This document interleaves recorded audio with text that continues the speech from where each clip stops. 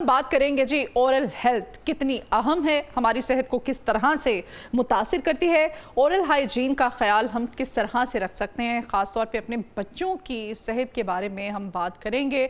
उन अफराद का भी जिक्र करेंगे जो अपनी रूटीन में कॉफ़ी, सिगरेट का बहुत ज़्यादा और चाय का बहुत ज़्यादा इस्तेमाल करते हैं, मीठा बहुत खाते हैं। ओरल हेल्थ बेसिकली है क्या, किन किन एहतियाती तदाबीर को अपना करके हम अपनी हेल्थ को मज़ीद बेहतर बना सकते हैं। तो आज इसी के लिए जो मेरे मॉर्निंग शो के सेट पर मुअज़्ज़ज़ मेहमान हैं, इंतहाई यंगस्टर ये डॉक्टर हैं, डॉक्टर अहमद हसन। आप डेंटल सर्जन भी हैं। अहमद, आपको वेलकम करते हैं अपने मॉर्निंग शो में। वालेकुम अस्सलाम, thank you so much for your kind words. You are welcome. सबसे पहले तो अहमद, आज ओरल हेल्थ पे हमने ये सेगमेंट रखा है। हमें ये बताइएगा ओरल हेल्थ कितनी ज़्यादा इंपॉर्टेंट है हम सब के लिए। बच्चों पे भी आते हैं, ओवरऑल अगर हम बात करें बड़े बच्चे बुजुर्ग सभी इसमें आ जाते हैं। देखिए, ओरल हेल्थ बेसिकली जैसे हमारी बॉडी की जनरल हेल्थ है, उसी तरह जो है हमारी ओरल हेल्थ जो है वो उसका एक बिग कंपोनेंट है, उसका बहुत अहम हिस्सा है। तो जिस तरह हमें अपनी बाकी बॉडी की हेल्थ का ख्याल रखना चाहिए, वैसे ही ओरल हेल्थ, क्योंकि ऐसे समझिए गेटवे है हमारी बॉडी का। जो भी चीज़ जानी है, जो भी खुराक जानी है, जो भी खाना पीना जाना है, वो इसी गेटवे के थ्रू जाना है। हाँ। तो जितना हम इसका ज़्यादा ख्याल रखेंगे उतना ही हमारी जनरल बॉडी हेल्थ जो है वो अच्छी होगी, वो सही होगी। प्लस ये फंक्शनल के साथ साथ एस्थेटिकली भी हमारे पास ये कॉम्पोनेंट इन्वॉल्व होता है। मतलब teeth are the first thing that somebody else जो है वो देखता है हमें, तो सबसे पहले वो नोटिस करता है कि हमारे दांत कैसे हैं, खूबसूरत लग रहे हैं, स्माइल कैसी है हमारी। तो ये एक बड़ा एस्थेटिक कंपोनेंट भी होता है। तो ये फंक्शनल और एस्थेटिक दोनों चीज़ें कंबाइन होती हैं, तो इसलिए बहुत इंपॉर्टेंट चीज़ है हमारे लिए। मतलब अपनी दांतों की सेहत, दांत जो है ना, वाकई अब आप किसी से मिलते हैं, सबसे पहले जब भी कोई आपके सामने आता है आप उसकी स्माइल देखते हैं। ज़रा मुस्कुराहट, और मुस्कुराना तो वैसे भी सुन्नत नबी सल्लल्लाहु अलैहि वसल्लम भी है कि आप मुस्कुराया कीजिए। तो मुस्कुराने से जितनी ज़्यादा खलिशें होती हैं, जितनी ज़्यादा रंजिशें होती हैं, वो ऑटोमेटिकली दूर हो जाती हैं। तो स्माइल को खूबसूरत बनाने के लिए ओरल हेल्थ का ख्याल रखना बहुत ज़्यादा ज़रूरी है। ओरल हाइजीन का ख्याल हम अहमद किस तरह से रख सकते हैं, इसके लिए क्या करना चाहिए? देखिए, ओरल हाइजीन का ख्याल रखना कोई बहुत मुश्किल काम नहीं है। लोग समझते हैं कि शायद पता नहीं क्या करना पड़ेगा ओरल हाइजीन का ख्याल रखने के लिए। इसके लिए मिनिमम आपकी 2 टाइम्स ब्रशिंग है। आपने एक सुबह नाश्ते के बाद ब्रश करना है, एक रात को नाश्ते से पहले करते हैं। बिल्कुल ऐसे ही है। तो वो करते हैं, उसके बाद फिर नाश्ता खाते हैं, फिर फूड पार्टिकल्स फंसते हैं अंदर, बैक्टीरिया अंदर आ जाते हैं। तो वो कोशिश करनी चाहिए कि सुबह उठें, कुल्ली आप ज़रूर करें नाश्ता करने से पहले, फिर जो है आप नाश्ता करके फिर ब्रश करें। और अगर फिर भी कोई पहले भी कर रहा है तो उसको एटलीस्ट ये चाहिए कि माउथ वॉश रखे, क्लोरहेक्सिडिन माउथ वॉशेस साथ रखे, ताकि एटलीस्ट जो फूड ऑडर आती है, मतलब स्मेल आती है, हैलिटोसिस जो होती है, वो एटलीस्ट कम हो जाए। और एक रात को सोने से पहले लाजमी ब्रश करना चाहिए। अच्छा, माउथ वॉश तो डॉक्टर अहमद बहुत ज़्यादा अवेलेबल है, कौन सा सजेस्ट करते हैं हमारे? नॉर्मली वैसे बहुत ज़्यादा डिफरेंट तरह के माउथ वॉश आ गए हैं। कोई पेन किलर्स भी होते हैं उनमें, कोई एंटीसेप्टिक भी होते हैं। नॉर्मली क्लोरहेक्सिडिन माउथ वॉशेस आते हैं, किसी भी कंपनी की आप ले लें, कोई स्पेसिफिक कंपनी, सबका सेम सॉल्ट्स होते हैं, सबकी सेम होती हैं, तो कंपनी का डिफरेंस होता है। किसी भी आप अच्छी कंपनी का क्लोरहेक्सिडिन माउथ वॉश जो है वो आप रखें, तो आप दिन में 1 से 2 बार मिनिमम कर लें। बहुत ज़्यादा एक्सेसिव भी नहीं करना चाहिए। और इसके अलावा जो ज़्यादा ज़रूरी चीज़ है वो बेसिकली फ्लॉसिंग है हमारे पास, जो एक डेंटल फ्लॉस होती है, धागे की तरह चीज़ होती है। जो हम दांतों के दरमियान में फेरते हैं, क्योंकि ब्रशिंग जो है वो सिर्फ 60% जो है वो क्लीनिंग कर रही होती है हमारी। तो बाकी जो 40% से दांतों के अंदर गैप नहीं आ जाता? नहीं, ये भी एक बहुत बड़ा मिथ है कि जी दांतों में गैप आ जाता है। लेकिन दांत एक हड्डी के अंदर है, इतनी मजबूत एल्वियोलर बोन है हमारे पास नीचे। ये जो दांतों के अंदर स्पेस होती है ना, ये जैसे हमारे दांत एक तरतीब से अल्लाह पाक ने बनाए हैं, तो अगर हम वो धागा यूज़ करेंगे? नहीं, ऐसा कोई ऐसी बात नहीं होती है। आपने दिन में सिर्फ एक बार फ्लॉस करना है। कोई एक टाइम रख लें, रात को सोने से पहले कर लें, ब्रश करने से पहले आप एक बार फ्लॉस करें, उसके बाद ब्रश कर लें। तो इतनी नॉर्मल फ्लॉसिंग से जो है वो कोई ऐसा गैप वाला इशू नहीं आता। अच्छा, बच्चे, मैं डॉक्टर अहमद, बच्चों को ब्रश करवाना एक टास्क है। बिल्कुल ऐसा हम कह तो देते हैं ब्रश करो, बच्चे समटाइम्स कर भी लेते हैं, और बहुत ज़्यादा टाइम जो है वो वॉशरूम में स्पेंड करने के बाद बाहर आ जाते, मम्मा कर लिया है। तो बच्चों की जो ओरल हेल्थ है उसका ख्याल रखना एक चैलेंज है माओं के लिए। बच्चों की ओरल जो हेल्थ है उसका किस तरह से हम केयर कर सकते हैं, ख्याल रख सकते हैं? देखिए, इस चीज़ का पेरेंट्स को, ख़ास तौर पे मदर्स को बहुत ज़्यादा ख्याल रखना चाहिए, क्योंकि जो बच्चों के दांतों में लोग ना इस चीज़ को बहुत ज़्यादा ना इग्नोर करते हैं, फॉर ग्रांटेड लेते हैं। क्यों? एक रीज़न ये है कि डेसिडस दांत है, दूध के दांत है ना, गिर जाएंगे, पक्के दांत आ ही जाएंगे बाद में।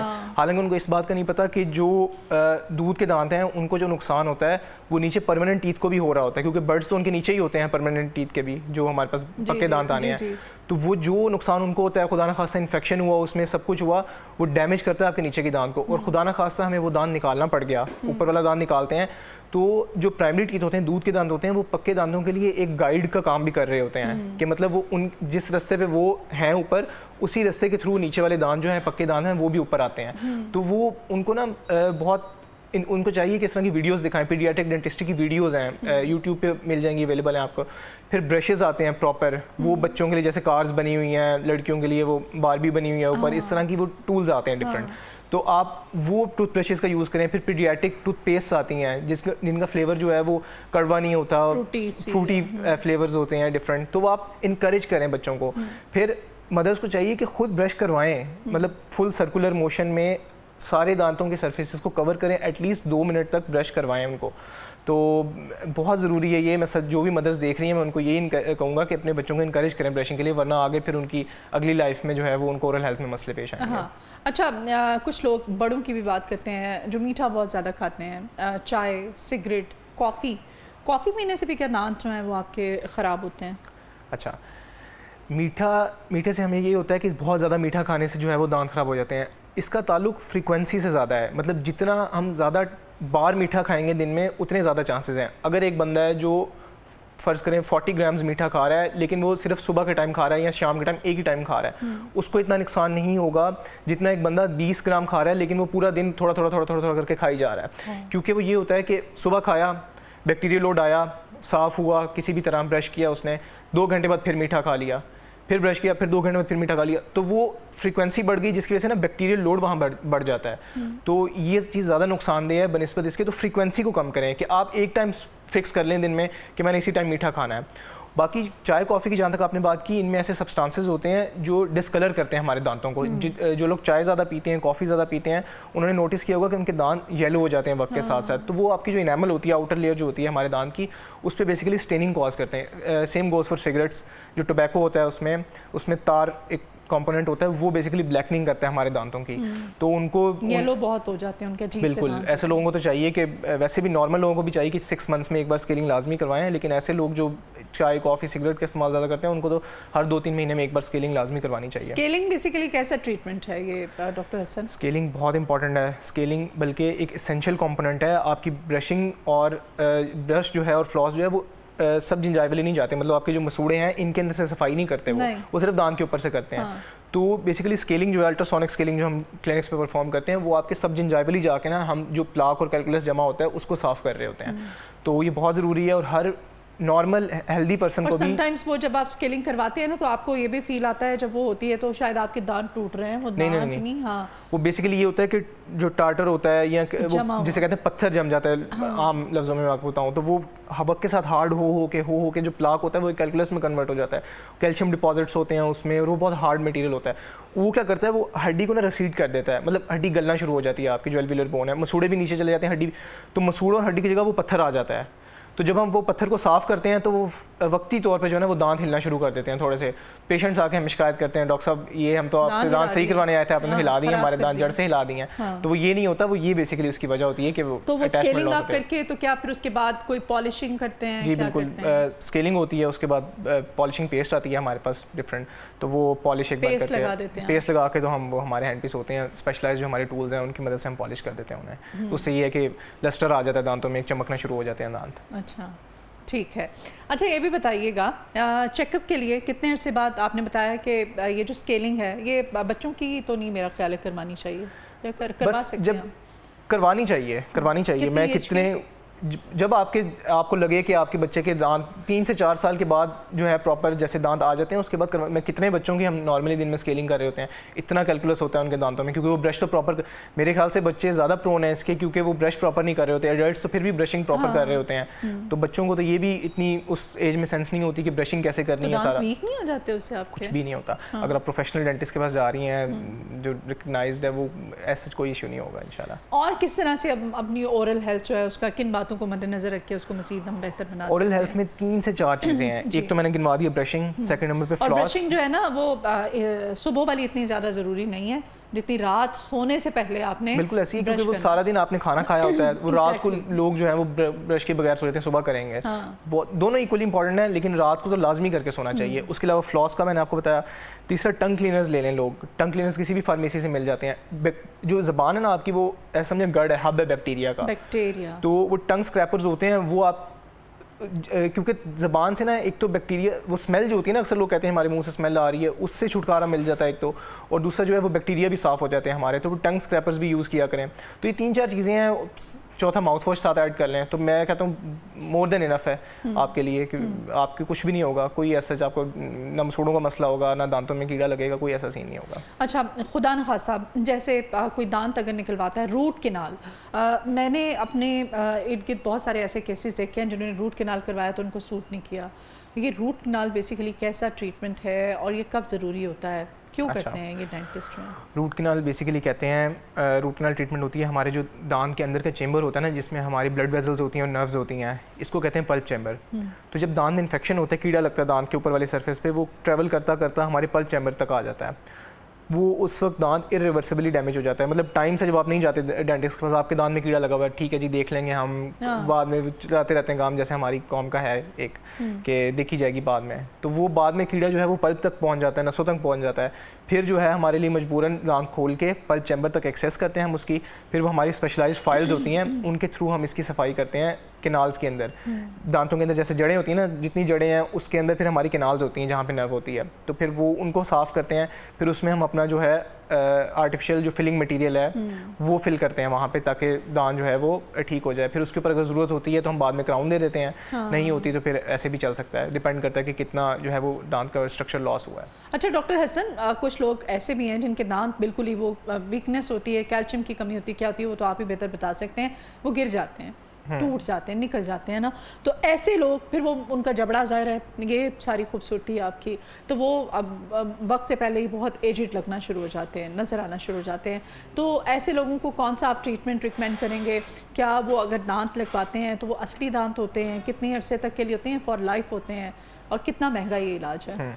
देखिए, varies from person to person. मतलब एज सबसे पहले देखेंगे कि एक पर्सन की एज क्या है, किस एज में गिरे हैं। 50 है, 50 ईयर्स है, 50 में भी देखेंगे कोई कोमॉर्बिडिटी तो नहीं है, साथ कोई और बीमारी तो नहीं है, डायबिटीज़ तो नहीं है, ब्लड प्रेशर वगैरह, या कोई और इस तरह की किडनीज़ का मसला तो नहीं है, हार्ट का कोई मसला तो नहीं है। अब इसमें हमारे पास 2-3 ऑप्शंस होते हैं। एक रिमूवेबल होता है, जो लगा भी सकते हैं, उतार भी सकते हैं। वो हमारे पास बेसिकली हम तो अब टेम्परेरी तौर पे उसको यूज़ करते हैं। डेंचर्स पुराने वक्त दौर में तो ज़्यादा बहुत यूज़ होते थे। वो अक्सर आपने वो वीडियोस फनी देखी होंगी, बुजुर्ग होते हैं वो हंसते हैं तो उनकी बत्तीसी बाहर आ जाती है पूरी, तो वो रिमूवेबल हमारे पास चीज़ आ गई। बत्तीसी का क्या फ़ायदा जो हंसते हुए बाहर आ जाए? नहीं, वो असल में ये होता है कि किसी केस में ऐसा होता है कि हड्डी बिल्कुल होती नहीं है, तो वहाँ पे इम्प्लांट्स वगैरह और इवन बोन ग्राफ्टिंग भी बहुत मुश्किल होती है। और उस एज में फिर ना क्वालिटी ऑफ लाइफ ज़्यादा मैटर करती है, बजाय कि कॉस्टली ट्रीटमेंट्स पे जाएं। और वो तो डिपेंड करता है आपकी पेशेंट की पेइंग कैपेसिटी भी होता है कि अगर पेशेंट कम पे कर सकता है तो उसमें फिर हम जो है वो रिमूवल की तरफ जाते हैं, डेंचर्स की तरफ जाते हैं। अगर पेशेंट हाई पेइंग है और कोई कोमॉर्बिडिटी नहीं है साथ, तो फिर हम इम्प्लांट्स की तरफ जाते हैं। वो थोड़ा एक्सपेंसिव ट्रीटमेंट है। पेनफुल भी होता होगा? नहीं, पेनफुल नहीं होता। हम लोकल एनेस्थीसिया दे के सारा ट्रीटमेंट कर रहे होते हैं, तो पेनफुल नहीं, कुछ भी पेनफुल नहीं होता। अगर पेन हो रहा है किसी को भी, जो मैं बता रहा हूँ, जो डरते हैं डेंटिस्ट के पास जाने से कि पेन बहुत होगा, पेन हो रहा है, डेंटिस्ट को वहीं रोकें हैं, उनसे कहें कि प्रॉपर एनेस्थीसिया दें, पेन हो रहा है। अगर पेन फिर भी परसिस्ट करता है तो आप वहाँ से जा सकते हैं, क्योंकि पेनलेस डेंटिस्ट्री जो है वही आजकल चल रही है हर जगह। जी अच्छा, इतने छोटे से आप इतने हैंडसम, स्मार्ट और मतलब डेंटिस्ट, तो क्यों ख्याल आया कि मैंने डेंटिस्ट ही बनना है? कोई और भी तो किसी स्पेशलिटी, मतलब डॉक्टर स्पेशलिस्ट बन सकते थे आप? बन सकता था बिल्कुल। मेरे फादर जो हैं वो खुद MBBS डॉक्टर हैं, इज़ अ सर्जन। तो आपको पता है पाकिस्तान में तो ये रिवाज है कि जो डॉक्टर होगा उनके बच्चे ने डॉक्टर ही बनना होता है, हालांकि लेकिन यही अलमिया नहीं है हसन, मुझे भी बड़ा शौक है। मैं भी कहती हूँ मैं अपने बच्चों का ना कि नहीं डॉक्टर बनना है, तो बच्चे जो हैं फिर आगे से समटाइम्स ना वो रिएक्ट करते हैं। मैंने कहा नहीं मैं तो जस्ट ऐसे ही कह रही थी। माँ बाप की हमारे यहाँ पता नहीं क्यों एक अलमिया है, माँ कहती है जी नहीं मेरे बेटे ने डॉक्टर ही बनना है। ऐसा क्यों है? मिथ है कि नहीं जब डॉक्टर बन जाएगा तो ये सही पैसा कमाएगा। और असल में ना हमारे खासतौर पर प्राइवेट क्लिनिक बुला के अपना, असल में हम ना कुछ लोगों को देखते हैं कि अब एक फर्स्ट एक नया बंदा मीडिया इंडस्ट्री में है, वो आपको देख रहा है क्या माशाल्लाह आ रही हैं स्क्रीन पे और सारा कुछ है, वो शायद आपको देख के सोचे कि नहीं जी नहीं, इसमें तो बस बहुत फेम है, इसमें तो पैसा ही पैसा है, बस भागो जी इसमें। अब आएगा वो देखेगा इसमें स्ट्रगल्स क्या है, ऑफ द स्क्रीन ही उसको पता क्या हो रहा है और कितनी मुश्किलात हैं। Same goes for medical field, कि वो कोई बहुत टॉप का डॉक्टर है, उनके पास जाएगा, उसने 2 लाख रुपया बिल बना दिया आपका 3 लाख, वाजी वाह यही फील्ड है हमारे पास, हमने तो अपने बच्चों को यही बनाना है। उनको ये नहीं पता होता बच्चे को इस दौरान क्या स्ट्रगल्स फेस करनी पड़ेंगी। और पाकिस्तान का तो आपको पता है कि गवर्नमेंट जॉब्स में तो इतनी कोई है नहीं, वैसे भी जॉब्स तो पाकिस्तान में सैलरी ही इतनी नहीं होती कि जो है वो बंदा उस लेवल तक जा सके, तो फिर वो अपना क्लिनिक्स वगैरह ही होते हैं, तो इसलिए लोग जो है वो फिर, और पाकिस्तान में उससे ये कि करियर इम्पोज किया गया था या नहीं मुझ पे नहीं इम्पोज किया, बिल्कुल इम्पोज नहीं किया गया था, उन्होंने मुझे सपोर्ट किया था, बल्कि उनको तो मुझे फोर्स करना ही था MBBS करने के लिए कि आप भी सर्जन बनो और सारा, लेकिन उन्होंने मुझे फ्री हैंड दिया। वैसे भी मुझे ना थोड़ा सा वो मेडिसिन से थोड़ा सा ना वो दूरी भागता हूँ मैं, हॉस्पिटल सेटिंग से ना थोड़ा वो खौफ से ही आता है, तो वो मेरे लिए यही थोड़ी स्ट्रेस फ्री है, थोड़ा वर्क लाइफ बैलेंस अच्छा है डेंटिस्ट्री में, तो वो मैं इसलिए फिर डेंटिस्ट्री की तरफ आ गया, तो उन्होंने फुल सपोर्ट किया। अच्छा, तो बच्चे ज़्यादातर आपके पास केसेस आते हैं या बड़ी एज के? मेरे ख्याल से बड़ों के अगर हम बात करें तो उनके तो दांत बहुत अच्छे हैं भाई, आजकल बच्चों के ज़्यादा मसाइल है ना? क्या हमारी रूटीन ऐसी है, खुराक ऐसी है, हम वो वाली खुराक नहीं लेते हैं जो कि हमारी बॉडी की रिक्वायरमेंट है, जो हमारे दांतों को ज़रूरत है इनकी? क्या बिल्कुल ऐसे ही है, इसमें 2-3 फैक्टर्स हैं हमारे पास। एक तो जेनेटिक फैक्टर बहुत ज़्यादा होता है, लोगों को ये नहीं पता होता कि जो कीड़ा लगना है वो जेनेटिक भी होता है। फ़र्ज़ करें एक मदर को या फादर को एक केरीज़ का बहुत ज़्यादा मसला है, तो वो बच्चों में ट्रांसफ़र होता है, बच्चों में उतनी ज़्यादा केरीज़ की प्रेवलेंस ज़्यादा होती है कि इनको इतनी जल्दी दांतों में कीड़ा लग सकता है। सेकंड ये कि ब्रशिंग हैबिट्स बिल्कुल बुरी हैं, ब्रशिंग प्रॉपर मदर्स करवाती नहीं है, बस ठीक है बच्चे ने कहा कर लिया तो उन्होंने मान लिया कि कर लिया। थर्ड नंबर पे ये कि हमारी खुराक ऐसी हो गई है, पुराने वक्तों में ऐसी खुराक नहीं थी बच्चों की, वो मैक्सिमम ये गन्ना वगैरह खा के तो खुश हो जाते थे बच्चे, अब तो वो चॉकलेट्स, कैंडीज़ और क्या कुछ नहीं आ गया, तो वो फिर नर्सिंग बॉटल कैरीज़ बहुत प्रेवलेंट है। नर्सिंग बॉटल कैरीज़ क्या होता है, ये जो बच्चों को फीडर्स जैसे पिलाते हैं, ठीक है, तो वो फीडर्स बच्चे मुंह में रख के सो जाते हैं, चूस नहीं दे देती हैं, चूस नहीं देते, वो ना बच्चा रो रहा है तो उसको चूस नहीं देता, वो फीडर जैसे अब फीडर में दूध है वो मुंह में रख के बच्चा जो है ना वो सो गया, वो बैक्टीरिया होता है मिल्क के अंदर सारा होता है, तो वो आपके जितने भी आगे अक्सर बच्चे आते हैं उनके पीछे के दांत फिर ठीक होते हैं, आगे के ऊपर के दांत जो होते हैं वो तबाह हुए होते हैं, बिल्कुल ब्लैक हुए होते हैं, ख़त्म, और पीछे के जो दांत हैं मोलर्स वो भी ऐसे ही हुए होते हैं। तो उनकी एक बड़ी वजह ये होती है नर्सिंग बॉटल कैरीज। आप बच्चे के मुंह से जो है वो फीडर निकाल के फिर उसको सुलाया करें, ये भी एक बहुत बड़ी वजह है कि बच्चों के दांत बहुत ख़राब होते हैं। तो जितना ओरल हाइजीन का ये मैंने 3-4 वजह जो चीज़ें जो बताई हैं इसका ख्याल रखेंगे तो इंशाल्लाह कुछ भी नहीं होगा, बच्चों के दांत बहुत अच्छे होंगे। फिर हमारे बच्चे जो हैं आजकल वो चॉकलेट्स, कैंडीज़, ये मीठा बहुत, फिर सीरियल्स ऐसे आ गए हैं वो यूज़ करने हैं, तो जब आपके पास माएँ आती हैं बच्चों को लेकर के तो फिर उनको आप सजेस्ट करते हैं या क्या ज़्यादातर कंप्लेन करती हैं कि क्यों दांत इनके ख़राब हो जा रहे हैं? आप पूछते तो होंगे आप उनसे? बस यही, डॉक्टर साहब ये देखें हमारा बच्चा जो है वो टॉफ़ीज़ बहुत खाता है, इसको आप समझाएं। अब हम क्या समझाएं, हम तो बस उस वक्त तो ट्रीटमेंट ही कर सकते हैं कि वो, और अक्सर तो इरिवर्सिबली मतलब बच्चों के दांत निकालने तक पड़ जाते हैं। आप यकीन करें, मतलब उस दुख हो रहा होता है, और सबसे ज़्यादा दुख तब होता है जब एक 6-7 साल का बच्चा आता है, उसका अभी पक्के दांत निकलना शुरू हो जाते हैं और वो पक्का दांत भी ख़राब हुआ होता है। मतलब 6 ईयर्स का बच्चा है, उसका पहला मोलर, फर्स्ट मोलर जो है वो अभी निकला है, 1 साल हुआ होगा उसको निकले को, तो 7 साल की एज में, तो वो कीड़ा लग जाता है और वो बिल्कुल ख़राब हो जाता है। तो हमें इतना दुख होता है कि इसका परमानेंट दांत था जो इसने आगे 70-80 साल चलाना था, वही जो है वो बच्चा पहले साल में निकलवाने आ गया। तो इतनी बुरी कुछ लोगों की हालत होती है।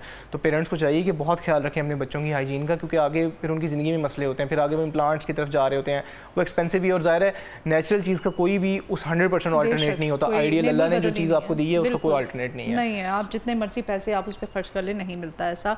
बच्चों की चूँकि हम बात कर रहे हैं, तो बच्चों के जब दूध के दांत निकल जाते हैं तो उसके बाद जो नए दांत आते हैं, अब मैंने देखा है कि वो बहुत कम बच्चे ऐसे हैं जिनके तरतीब में होते हैं दांत, टेढ़े मेढ़े, बड़े बड़े दांत, कोई प्रॉपर शेप नहीं है, कोई जिस तरह मतलब हमारे दांत हैं खूबसूरत, अल्लाह का शुक्र है, तो वो नहीं है। आजकल मैंने देखा है वो कैप चढ़ा लेते हैं, वो जो बनी हुई होती है मिलती हैं, और बस वो आप टाइम पास करना है आपने। अच्छा, इसकी भी एक रीज़न ये है कि ना थोड़े एवोल्यूशनरी चेंजेस भी हो रहे हैं। जैसे हमारे पुराने वक्तों के लोग थे वो हार्ड डाइट बहुत करते थे जी, हार्ड डाइट लेते थे, वो उस वजह से ना उनके जॉज जो है ना वो स्ट्रॉन्ग होते थे और बड़े होते थे। आजकल बच्चों के ना सॉफ्ट डाइट की वजह से जॉज छोटे होना शुरू हो गए हैं, जिसकी वजह से आपने अक्सर देखा होगा, आपने ये बातें भी सुनी होंगी कि अकल दाढ़ निकलवानी, हर दूसरा बंदा अकल दाढ़ निकलवा रहा है, विजडम टूथ की सर्जरी करवा रहे हैं, बिल्कुल ऐसे ही है।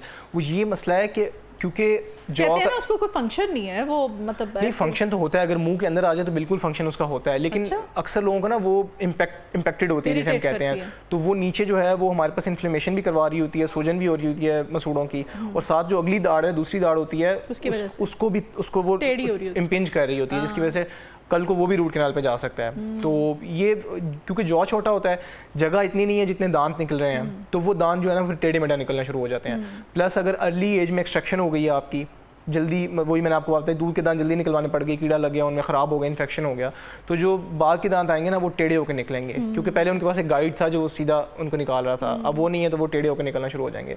तो ये रीज़न है। फिर ऑर्थोडोंटिक प्रॉब्लम्स की जेनेटिक रीज़न भी होती है कि मतलब पेरेंट्स के ख़राब हैं तो अक्सर होता है कि बच्चों में भी ये चीज़ ट्रांसफ़र हो जाती है। तो ये रीज़न है आजकल जो बच्चों के आप बता रहे हैं कि बच्चों के ज़्यादा केसेस आ रहे हैं, बच्चों के बहुत, और इसकी सिर्फ डाइट है, रूटीन है, और बहुत ज़्यादा चॉकलेट्स हमारे बच्चे, और जो कैंडीज़, टॉफ़ीज़ और ये सारी चीज़ें खा, मीठा बहुत ज़्यादा, बेतुका मीठा। आप मीठा बच्चों को खिलाइए, लेकिन घर में बना के अपने हाथों से उनको जो उनके लिए फ़ायदेमंद है वो चीज़ें उनको दीजिए। और जैसे डॉक्टर हसन भी बता रहे थे कि आप, और ऐसा होता था हमारे बचपन में, हम देखते थे घर में अगर मीठा बनता था स्वीट डिश, तो हमने वो डिनर में, लंच में अगर, तो वो हमने खा लिया सो खा लिया। अब तो फ्रिज में चॉकलेट्स रखी हुई हैं, बच्चों ने अपने लॉकर्स में, अपनी कबर्ड्स में चॉकलेट्स रखी हुई हैं, जब उनका दिल करे वो निकाल के खा रहे हैं, कोई पता नहीं है, जेलीज खा रहे हैं, लॉलीपॉप खा रहे हैं, इतनी मतलब वो अजीब अजीब चीज़ें आ गई हैं अब तो। मेरे ख्याल से वो ऑपोजिट हो गया, पहले बच्चों का रोब, पेरेंट्स का रोब होता था बच्चों पे, अब बच्चों का रोब है पेरेंट्स पे कि नहीं जी हमें आपने खिलानी है चीज़, वरना ये हो जाएगा वो हो जाएगा। तो वो थोड़ी स्ट्रिक्टनेस चाहिए होती है उस एज में ना, बच्चों की बेहतरी के लिए। चले जी, thank you so very much for your time doctor Ahmad Hasan, इतने यंग से इतने